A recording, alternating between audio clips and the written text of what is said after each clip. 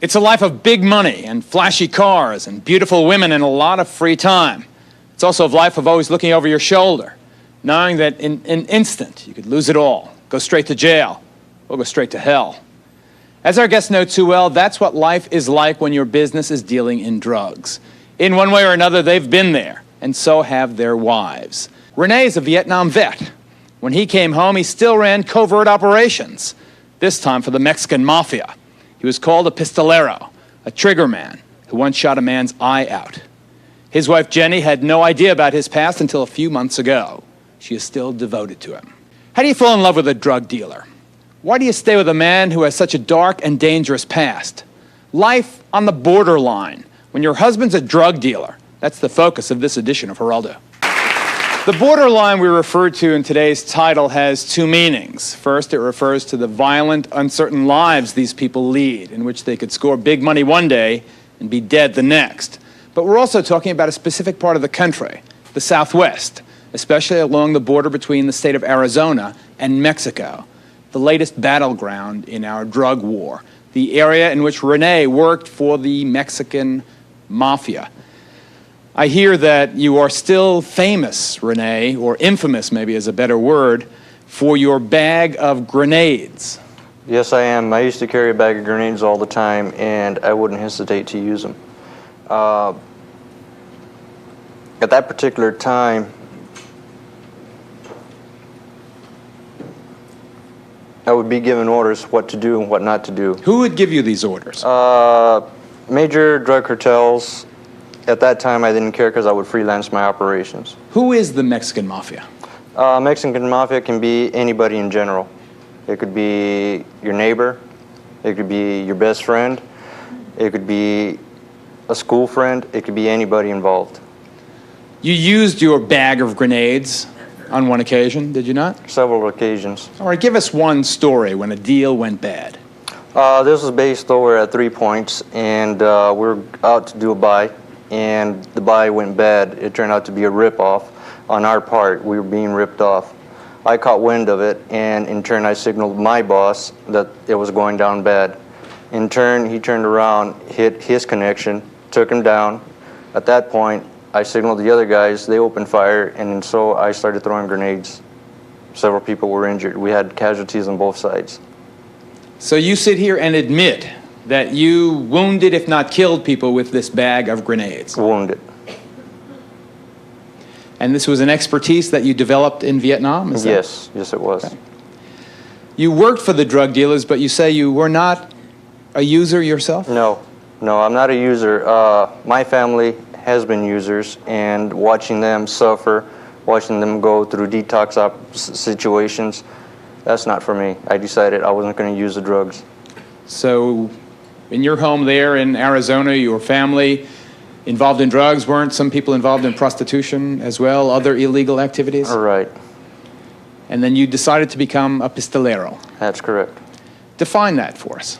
Pistolero would be an arms dealer. And I would talk to certain people, and they would request certain items, and I would seek out these items. Once I would make the buy and the bid, then I would turn around and sell these weapons to these people. And in turn, I'll be making a profit for myself as well. Now, Jenny, you really didn't know about this stuff until recently? He'd tell me, but I really wouldn't. I didn't really believe him. What was your first clue that maybe he was telling you the truth?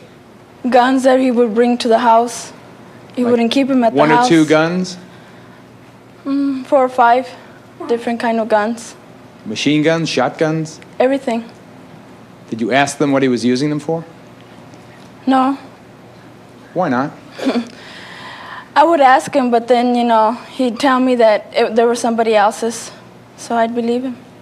Let me go right to Arturo, who's written this book, Corrido de Cocaine, about the activities of the Mexican Mafia and drug dealers along that border between Arizona and Mexico. Do you believe, Rene? Do you believe that he was really a trigger man for the Mafia? I know he was, yes. I definitely believe him because I've not only talked to Rene, but I've talked to a lot of people who were associated in the drug world that had heard about Rene, and it wasn't something that he had just come up with at the spur of the moment. a lot of the times when I talk to these people, they talk to me as a friend. And I knew that... Even though you were an undercover cop? Well, at the time that I wrote the book, Corrido, I had already left the business. But when I was an undercover cop, of course, they knew who I was to a certain extent. And I always told them that the time would come, if they stayed in the business they were in, that I would catch them. But that I would catch them honestly. That I wouldn't plan anything on them. That I would do it the right way. And if I did, that they should raise my right hand instead of being angry at me. And it happened that way a lot of times. Let me ask you, I mentioned that the borderline between Arizona and Mexico was the latest frontier in this drug war. The drug war the nation is apparently losing. With the heat on in South Florida and Southern California, is that accurate? Is the borderline, say, between Arizona and Mexico now the new frontier of the fight? It's no longer the new frontier, it's the last frontier. It's been the new frontier for the last maybe 15, 20 years. When the pressure was put on in South Florida by the DEA and the various agencies, the Mexican drug dealers came to the forefront because the Colombians and others that could no longer go through Florida turned to these drug dealers and used them to bring the drugs through Arizona, Texas, California, and parts of New Mexico. And it's coming through, Art, in Arizona as well as the rest of that long 2,100-mile border. It is coming through. During the Reagan administration, the Reagan administration spent $20 billion trying to interdict drugs in our borders. And all it did was increase the supply of cocaine in this country. It's interesting that what you say in this report about this large catch of cocaine or whatever it might be. What I found to be true is that a lot of times the drug dealer in Mexico, the Colombian and the Mexican combined, will let you, the law enforcement officer, have that one load. Because right behind that one load comes 5 more loads that they're going to make their money on. Josie, did you ever fear when Art was undercover that he would be killed? Yes, I did. I mean, is it something that preyed on your marriage? Yes, definitely. He used to go, especially when he went undercover, he was never home. He was always in Nogales or... Nogales, the yes, Mexican Sonora. city right on the border? Yes, And I wouldn't see him for 3-4 days. And my life was just standing there by the window waiting for him. And a lot of times he would come home and he was hurt and tired, and really we didn't have a life. But I fought to keep my family together. We've been married 39 years. Now take a look at your husband, Mr. Macho, right? Isn't he everything that we Latino men can sometimes become if we go crazy with this machismo thing? He'd hide it. He wasn't Mr. Macho. He was real quiet. That's why I couldn't believe it, because he was real quiet. Real quiet, but he had sawed-off shotguns. He had cut-down machetes. He had grenades in the house, machine guns. I mean, did you, Rene, never have to explain to your wife what you did for a living? I kept it hid from her for about 6 years, and during those 6 years I was pulling out. When I would bring the weapons down to my house, I would take them over there because I would be getting rid of them. And in turn, I wouldn't hide them very well. She would spot them and find them, and she would ask me, what's all this? They're mine. They belong to a friend of mine. I would lie to her about it, and she wouldn't question it. And so then little by little, she started putting 2 and 2 together, and she flat out asked me, what are you doing? Why didn't you leave him, Jenny? Well, before I was with him, I was in another marriage, and I was in a very abusive marriage. The other one would beat me terribly, and Rene got me out of it. And Rene stood by me, so I stood by him. When you met your wife, she had a couple of black eyes, is that? Yes, she looked like a raccoon. Did you go after the ex-husband? Yes, I did. As a matter of fact, when I got a hold of him, he had taken off from her house, running down the street about 3 blocks in just shorts.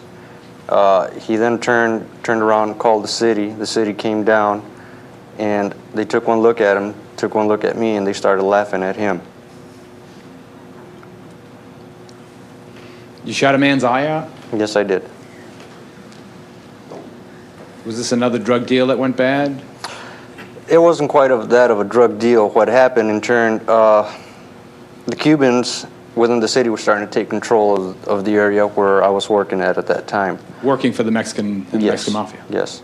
And I had some verbal contact with the main Cuban that was operating at that particular time.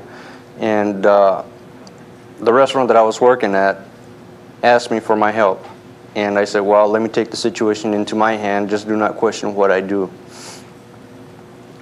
So then in turn, I confronted the man, and I told him take his operations elsewhere. He's no longer operating within this area. He had pulled out a weapon, and I had pulled out a weapon. I took his weapon away. I put my weapon, emptied the chamber, put one shell in, spun the chamber, played a little game of Russian roulette. He didn't get the message the first time. Second time, I chased him down, followed him, found out where he lived at. I had a sawed-off shotgun. I had my own shells. I do my own packing. I increased the velocity of the impact.